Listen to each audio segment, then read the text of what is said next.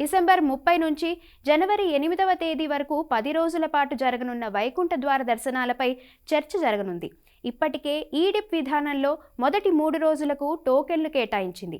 సామాన్య భక్తులకు ప్రాధాన్యం ఇచ్చేలా విధాన నిర్ణయం తీసుకుంది. డిసెంబర్ 30 నుండి 8వ తేదీ వరకు 10 రోజుల పాటు వైకుంఠ ద్వార దర్శనం భక్తులకు కల్పిస్తాము. అది అందరికీ తెలిసిందే.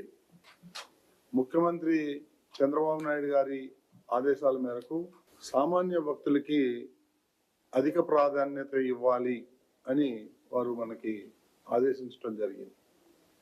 దానికి అనుగుణంగానే ఆ 10 రోజులు కలిసి మొత్తం 182 గంటలు ఈ దర్శన సమయం ఉంటుంది. అందులో దాదాపు 164 గంటలు సామాన్య భక్తులకి కల్పించాలనేటువంటిది నిర్ణయం తీసుకున్నాం.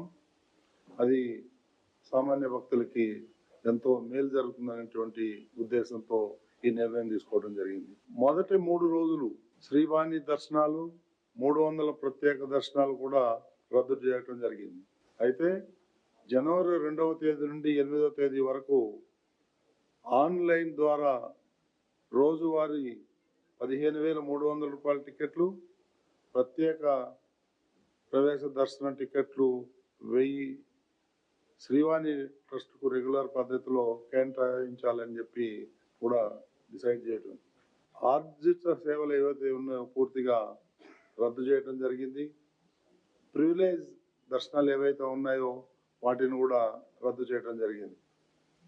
స్వయంగా వచ్చే ప్రోటోకాల్ మినహా వ్యక్తులకు మినహా మిగిలిన వాళ్ళందరికీ కూడా ఈ దర్శనాలన్నీ కూడా రద్దు చేయడం జరిగింది.